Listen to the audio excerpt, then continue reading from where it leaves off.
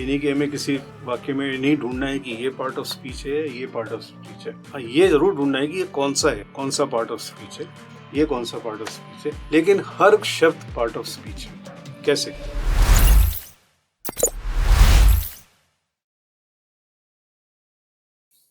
दोस्तों, आप सबके पसंदीदा नॉलेज चैनल इंग्लिश आसानी से में एक बार फिर से आपका स्वागत है।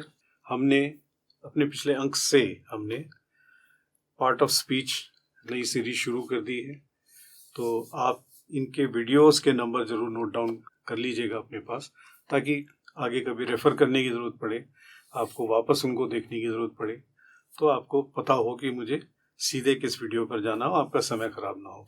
तो पिछले अंक में हमने आपको बताया था कि हमारे आसपास की दुनिया में बहुत कुछ होता है, चीज़ें होती हैं, हरकतें होती हैं, बातचीत होती है, ये सब कुछ होता है और ये सब जरूरी है इस दुनिया को एज अ होल बनाने के लिए, पूर्ण बनाने के लिए। ये सब चीज़ें बहुत ज़रूरी हैं और इसीलिए आता है पार्ट ऑफ स्पीच की स्टडी।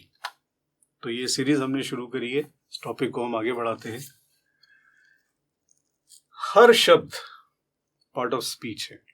हर शब्द, किसी भी वाक्य में बोला हुआ कोई भी शब्द, आपके मुंह से निकला हुआ कोई भी शब्द पार्ट ऑफ स्पीच है।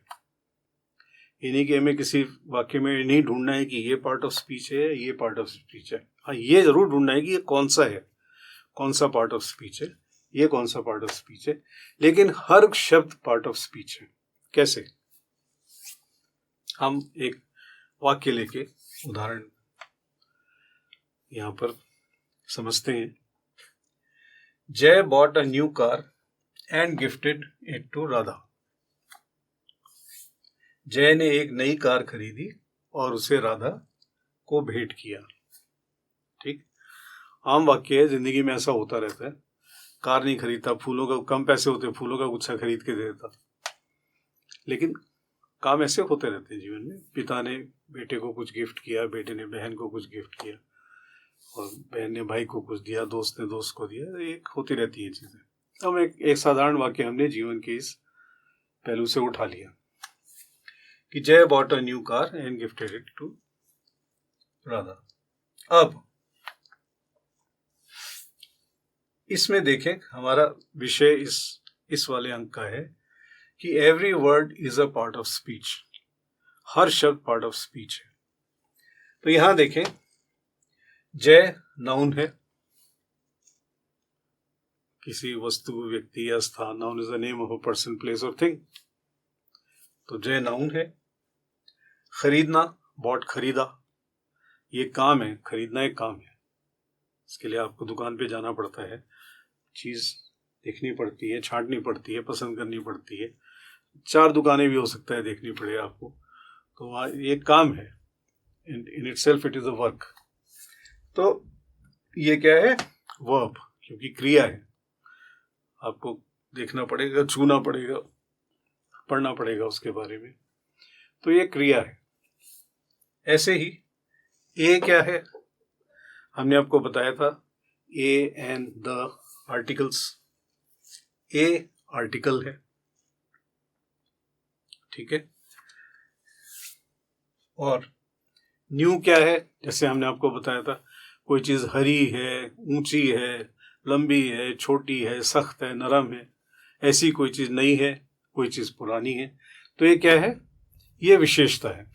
तो इसको हम क्या बोलेंगे? एडजेक्टिव, विशेषण। आप देखिए, इस वाक्य में से ही है, कहीं बाहर से नहीं लाए जा रहे, इस वाक्य में ही है। ऐसे ही कार भी नाउन है, एक चीज है, वस्तु है। वो वस्तु, व्यक्ति या स्थान, तो वो वस्तु है, ठीक है। पर्सन, प्लेस और अ थिंग। तो कार इज अ थिंग, ठीक। Car is not a person, car is not a place, but car is a thing, तो वो नाउन है। इसी तरह एंड कंजंक्शन आ गया। हमने भी पिछले उसमें बताया था अंक में आपको कि कुछ शब्द ऐसे होते हैं जो अपने आप में उनका कोई अर्थ नहीं होता, लेकिन वो गोंद होते हैं 2 वाक्यों को जोड़ने के लिए और अपनी बात को पूरी तरह से दूसरे को समझाने के लिए, कहने के लिए वो गोंद का काम करते हैं। उनमें से एक एंड है, इसको हम कंजंक्शन बोलते हैं। ऐसे ही गिफ्टेड वर्ब, गिफ्ट करना। इसको गिफ्ट करने के लिए आपको काम करना पड़ता है। वो कार जय के घर भी आई होगी, जय ने बड़ा उसमें फूल वूल लगाए होंगे, रिबन लगाई होगी, है ना, टायर वायर देखे होंगे, चाहे वो सब चमचमाती हुई कार है कि नहीं, गिफ्ट करनी है भाई, तो वो चला के ले गए होंगे और राधा को गिफ्ट किया हुआ, देखो तुम्हारे लिए मैं कार लेके आया। तो ये काम किया उन्होंने, गिफ्ट करना अपने आप में काम है। भले ही आप चलो इतना ही करते हैं, मेज से कुछ उठा के ऐसे दे देते हैं, तो ये भी एक काम है। So it is verb. It pronoun है। जब हम ही, शी, इट, दिस, दैट, किसी का नाम लेने के बजाय हम ये बोलते हैं, ये, वो, ऐसे बोलते हैं, तो ये प्रोनाउन कहलाते हैं, सर्वनाम कहलाते हैं। ठीक है। To is preposition. To, from, ये प्रीपोजिशन में आता है।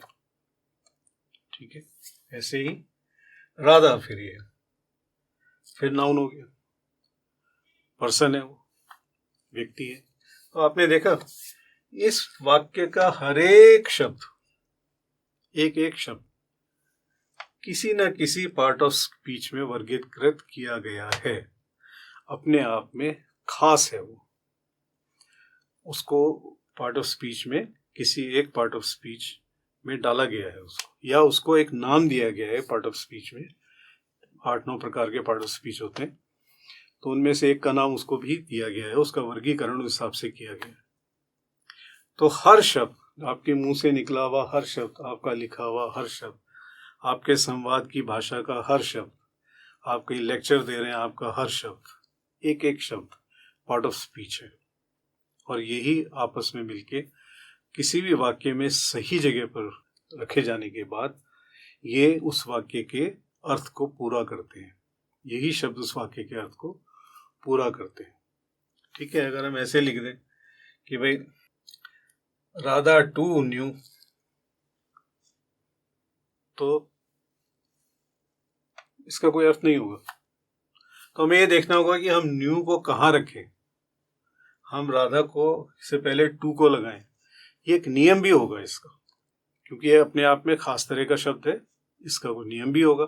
तो वाक्यों में जब ये अपनी जगह, सही जगह पर रखे जाते हैं, तो उस वाक्य का अर्थ समझ में आने लगता है, वो वाक्य सार्थक हो जाता है। और जैसा हमने कहा था कि हम शब्दों और शब्दों से बने वाक्यों में बातें करते हैं आपस में, लेकिन वो ऐसे होने चाहिए शब्द, और ऐसे सही जगह पर वाक्य में होनी चाहिए कि उसका कुछ अर्थ निकले। ये बोलते जाए, बड़बड़ करते हैं, ऐसा तो कुछ नहीं होगा ना, समझ में नहीं आएगा, दूसरे लोग पागल और कहेंगे। तो ये एक साधारण वाक्य को आपने देखा, हमने इसका हर एक शब्द को यहाँ पर लिया है और हर शब्द का क्लासिफिकेशन किया है, उसका वर्गीकरण किया है। तो आपने पाया कि हर शब्द एक पार्ट ऑफ स्पीच है। यही हम इस अंक में आपको बताना चाह रहे थे। उम्मीद है कि हमारी पार्ट ऑफ स्पीच सीरीज की शुरुआत आपको अच्छी लग रही होगी। पिछले अंक और इस अंक से भी आपको ये स्पष्ट हो रहा होगा कि पार्ट ऑफ स्पीच क्या है, क्यों पढ़ते हैं हम, क्यों जरूरी है। देखिए, ध्यान रखिए कुछ चीजों का। अंग्रेजी या कोई भी भाषा, हिंदी, अंग्रेजी, फ्रेंच, जर्मन, चाइनीज, आप कोई भी ले लीजिए, भाषा का बोलना और लिखना अपने आप में एक कला है। आप कुछ शब्दों से अपनी बात को इस तरह भी कह सकते हैं कि प्रभाव ना पड़े, वो अच्छा ना लगे, वो वाक्य खूबसूरत ना लगे, और वो बहुत सारे शब्द होते हुए बात पूरी ना कह पाए अपनी, क्योंकि वो या तो सही शब्द नहीं है, या वो सही जगह पर रखे नहीं गए हैं, सही मीनिंग उनका निकल नहीं रहा है। इसीलिए तो हमको ये जानना बहुत जरूरी है, सही शब्दों का चुनाव हम करें, सही जगह पर उसको रखें, और उसके आगे पीछे के शब्द भी हम अच्छे से समझ लें कि क्या इसके पूरक शब्द क्या होंगे जो इसको पूर्ण करेंगे बात को, या इस शब्द के महत्व को बताएंगे। अगर ये हम समझ जाते हैं और तब हम कुछ कहते या लिखते हैं, वो बात कुछ और होती है। ठीक है ना। इसलिए पार्ट ऑफ स्पीच पढ़ना समझना बहुत जरूरी है। तो इन 2 अंकों में हमने अभी आपको इस सीरीज की शुरुआत करी है आपके लिए, और ये बताया है कि ये पढ़ना क्यों जरूरी है, और क्या महत्व है उन शब्दों को सही जगह पर रखने का, क्या वर्गीकरण है शब्दों का। इस बात से हमने इस सीरीज की शुरुआत की है। उम्मीद है आपको हमारा ये अंक अच्छा लगा होगा, हमारा ये चैनल अच्छा लगा होगा, और अच्छा है तो चैनल को लाइक कीजिए, चैनल को सब्सक्राइब कीजिए, बेल आइकन को दबाइए और अपने मित्रों, परिचितों और परिजनों के साथ इसको शेयर कीजिए। और खासकर हर उस आदमी के साथ शेयर जरूर कीजिए इसको जिसको अंग्रेजी सीखने की जरूरत है या इच्छा है। तो अपने अगले अंक में हम इसी सीरीज को आगे बढ़ाते हुए पार्ट ऑफ स्पीच को लेकर आपके सामने फिर हाजिर होंगे। तब तक के लिए विदा।